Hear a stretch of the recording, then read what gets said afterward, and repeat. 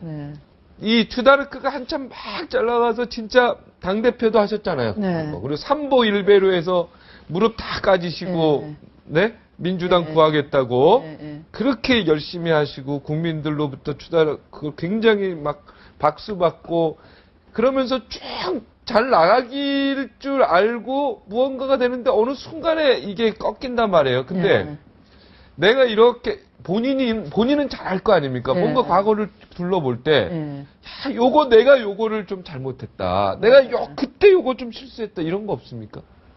그게 이제 탄핵 같은 거죠. 탄핵이죠. 네, 예. 탄핵 때. 예. 그때 민주당 의원이셨죠. 열린우리당 안 가셨잖아요. 제가 열린우리당 안 갔다 이렇게 궁금해 하시는데요. 네.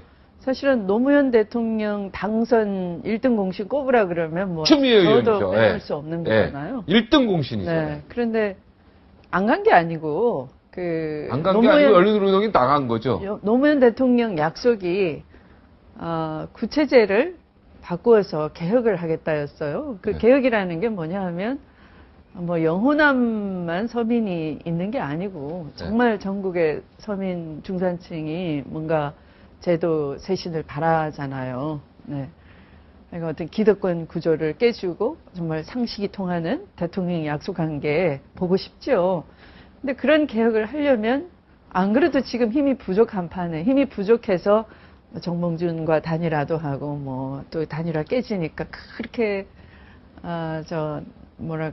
이 경천 동지한 줄 알고 뭐 이렇게 됐는데 그 우여곡절을 다 겪으면서 천호 신조 같은 일로 그냥 됐죠. 네, 집권을 했는데 그러면 야 정말 감지덕지다. 이게 이 선거는 이길 수 없는 선거를 이겼는데 이게 하늘의 뜻이고 민심인가 보다 민심이 바라는 일을 해야 되겠다라고 어떤 권력자가 됐다라기보다는 그냥 아주 겸손했어야 될 것 같아요. 네. 그땐 정말 제가 밖에 나가면 저보고 전화비를 달래요. 네. 왜냐하면 정몽준 후보가 그 단일화를 철회하고 난 뒤에 지는 줄 알고 뭐 자식 또 일가 친척 다 전화해서 빨리 투표장 가라고 지지자들이 아우성을 쳤다는 거예요. 하룻밤 사이에. 그러니까 그 전화비 요즘처럼 뭐 이런 그 스마트폰이 없는 시대니까 집 전화기를 다 돌렸으니까 그때 시외 전화가 아주 비쌌거든요. 기자들도 다 그랬어요. 네. 그 전화비를 저보고 내달래요. 네. 그런 정도로 그러니까 일반 국민이 정치에 대한 그 약속과 기대에 열광하면서 정말 됐던 대통령인 만큼 정말 국민이 대통령 시켜준 거 맞아요. 그 당시. 네. 그러면 그 권력은 굉장히 겸손했어야 되는데 너무 정치에 빠져 있었던 거예요. 그러니까 빨리 내 세력을 구축해야 되고 그런 그 새로운 당을 좀 만들어야 되고. 그러니까 급했죠. 아니 개혁을 하려면 세력을 쪼개버리면 힘든데 안 그래도 힘든데 그 개혁의 그 과제가 뭔지를 보고 개혁을 하려는 실천에 들어가야 되지. 이 내 밥그릇을 먼저 만들겠다 하는 건 이건 원래 그 약속과 너무 다르지 않느냐 하는 걸로 제가 자꾸 이렇게 그런 당 쪼개지 마십시오라고 이제 그 촉구를 하면서 있다 보니까 민주당이 남았어요. 끝까지 민주당을 지킨 거죠, 남은 게 아니라. 지켰죠. 그랬더니 이제 민주당 남으신 어른들이 굉장히 배신감, 분노에 사로잡혀서 아주 어떻게 보면 탄핵하자가 자기 분노의 어떤 그 수단이었어요. 김효석 의원이랑 다 같이 남아. 네, 분노를 극복하지 못한. 근데 이제 저는 그렇게 하면은 안 그래도 지지 세력이 양분화돼서 있는데 대통령을 우리가 만든 대통령을 탄핵한다 그러면 그 이유가 뭐가 됐든 민주당이 먼저 버림받을 수 있다 경고를 했어요.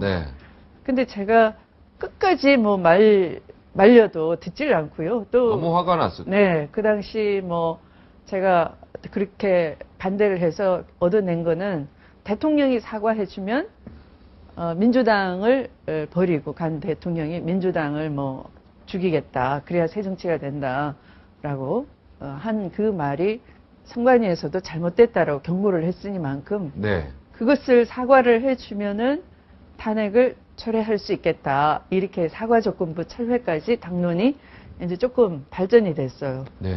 근데 마지막에 이제 대통령이 국민담화를 발표하시면서 내가 그 사과를 한다는 건 굴복을 한다는 것인데 나는 굴복할 수 없습니다.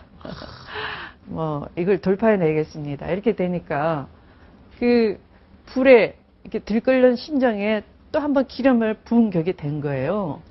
네, 그래서 이제 그 안 되겠다, 정말 탄핵해야 된다 이렇게 막 그 불이 막 붙어버리고 저는 그 속에서 이제 마지막 말릴 수가 없어서 저도 뭐 그 당시 지도부니까 최고위원이었으니까 지금 뭐 평의원인 것이면은 제가 자유투표를 하겠는데 그게 이제 당론으로 발의되는 상황에서 당에 대한 책임감 때문에 이제 탄핵을 하게 됐어요. 하고 네. 보니 정말 그게 헌정 질서를 중단시키는 그런 일이 돼서 이제 그것에 대한 사실은 정치적인 사과가 삼보일배였는데요. 네. 그 앞에 이제 대표가 저한테 선거를 이제 당신이 못하겠으니 제가 저한테 맡긴다 했는데 제가 맡는다고 해서 잘 될 수는 없잖아. 이미 망가뜨려져서. 네. 근데 이제 선거를 맡기면서 저한테 조건을 달았어요. 사과를 하지 마세요. 네. 사과를 하지 마세요. 그걸 3번 강조하는 겁니다. 네. 네. 그리고 화가 나 있다라는 표현인 거죠. 네. 그래서 뭐 말로 사과하지 않으면 되는 것이죠. 제가 이랬어요. 노무현 대통령에게. 아니. 그 조순영 대표에게. 조순현 대표. 네. 말로 사과하지 않으면 되는 네, 거죠. 네. 네. 탄핵에 대해서. 탄핵에 대해서 말로 사과를 하지 않으면 되는 거죠. 그러니까 어쨌든 사과하지 마세요. 네. 이랬어요. 그래서 말로서 사과를 하지 않고 사과를 표현할 수 있는 방법이 삼보일배겠다. 이래서 이제 삼보일배를 하게 된 그때 거죠. 몇 킬로나 그랬습니까? 3배 1배를 3보 15kg. 엄청난. 네. 그때 막 다 다치시고 막. 좀. 네. 지금 안철수 신당이 어떻게 보면요. 네. 어쩌면 아까 말한 대로 재고 정리라는 그런 측면에서도 네. 국민이 네. 뭔가 새롭고 뭔가 참신하고 개혁이고 뭐 이런 걸 좀 바라는 네. 어떤 그런 모습으로 나타나는 거 아닌가 생각됩니다, 저는. 꼭 안철수라는 사람이 아니고, 네. 예, 어떤 그 새로운 제3의 신당에 네. 바라는 것들이 있다고 보는데, 네. 이 안철수 신당의 이런 어떤 그 움직임, 분위기, 네. 예, 여기에 대해서 어떻게 생각하세요?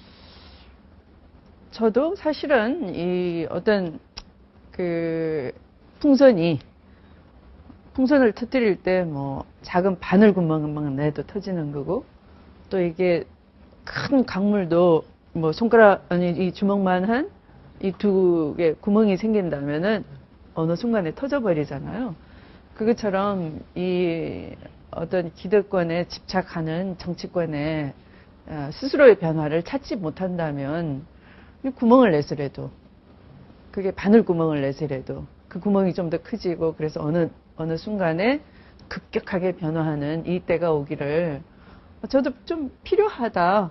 사실은 안철수 의원이 잘 해주면 우리 정치에 굉장히 어떤 자극을 줄 수 있겠다라는 기대를 갖고 있었어요. 네. 그런데 이제 보면 결국은 안철수 의원께서 지금까지 한 일이 양파를 깐 일밖에 없지 않냐 싶어요. 계속 까도 이게 잘 안 나와요. 답답한 부분이 있어요. 그러니까 이분이 제가 이제 이런 말씀을 드렸어요. 너무 정치를 개인의 어떤 인기, 이건 연예인에 대한 국민 인기 비슷한 그런 호감도에 바탕한 인기, 어떤 구체성과 행동을 평가해서 나온 인기가 아니고 막연하게 참 호감이 간다 이런 인기 속에서 지금 정치를 구축을 하려고 하시는데 그러면 여기에 3가지가 있어야 되는 거거든요. 네. 이 양념 3가지가 어떤 인물이 있어야 되고요. 네. 그걸 실천할 수 있는 인물. 근데 또 이 감동도 있어야 되는 거예요. 그럼. 네. 또 기존의 정당과 무엇이 다른지를 차별화를 기존의 정당은 이렇게 하는데 나는 이렇게 하겠습니다. 기존의 정당이 이렇게 해왔는데 저는 이걸 고치겠습니다. 이걸 제시해야 되거든요. 네. 근데 이 3가지가 없어요. 근데 아직까지도 그냥 연예인으로서 누리는 예능적인 인기 그 정도에 머무르고 있어서 제가 기자 불립, 과자 불행 좀 어려운 말인데 이 노자가 도덕경에 쓰신 네. 말씀인데 네. 깨꾼발로는 깨꾼발 기자요. 네. 깨꾼발로는 오래 서 있을 수 없다. 네. 기자 불립, 네. 과자 불행 이렇게 막 뒷짐을 지고 하면서 이런 자랑치는 이런 네. 쩍 벌려서 걷는 그런 팔자로 부르는 그러므로는 끝까지 오래 갈 못 수가 걸을 수. 없다. 네. 네. 그러니까 준비 없이는 그 새정치라는 거를 이룰 수가 없는 거예요. 그래서 그렇게 말씀드렸는데 아직도 이제 그 단계인데 모르겠습니다. 네. 우리 추다르크님하고 같이 이 대화를 하니까 네. 굉장히 재밌어요. 네, 그런가요? 왜냐하면은 네. 이 정치 철학을 하나씩 듣는 것 같은 느낌이 드는데 네. 우리 추다르크의 정치 철학 네. 나는 내가 대통령이 되면 내가 이 나라의 지도자가 되면 이 나라를 이렇게 좀 만들고 싶다. 꼭 이런 게 하나 있었습니까? 있죠? 네. 네, 이 자리에서 좀 사실은 기존의 것을 확 바꾼다 하는 건 다 거짓말이에요. 네.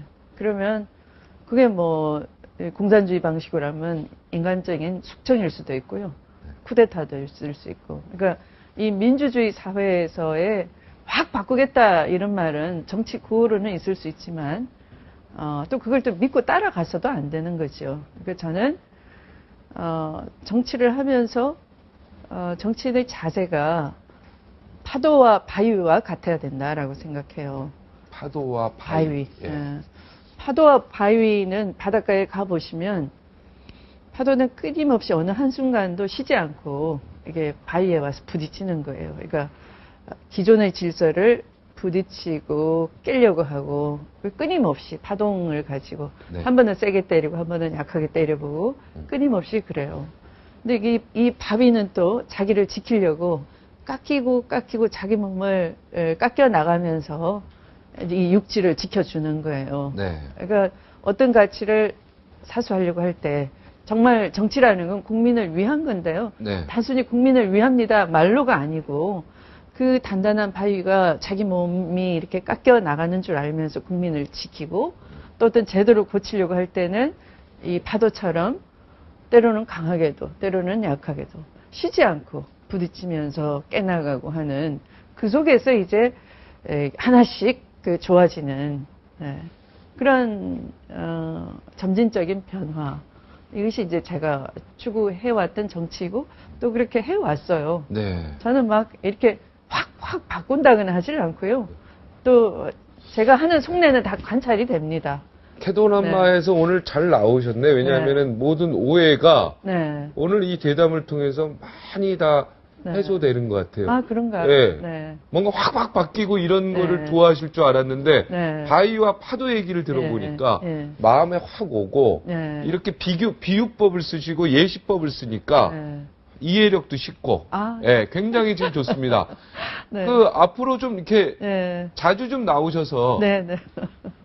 뭐 대본 네. 없이 네. 예, 이렇게 정치 현상에 대해서 이야기도 좀 해보고 네. 캐도남마 정치 한번 해보시죠. 캐도남마에 나와서 네. 대한민국의 정치판이나 네. 뭐 이렇게 제가 기회를 좀 네. 드리도록 하겠습니다. 아, 좋습니다. 분위기 좋죠? 네. 오늘은 여기까지 하고 네. 그럼 2탄 또 보장 안 하고 의논해서 네, 네, 일정 네. 봐서 다시 한번 준비하도록 네. 하겠습니다. 네. 오늘 나와 있어서 대단히 고맙습니다. 네. 감사합니다.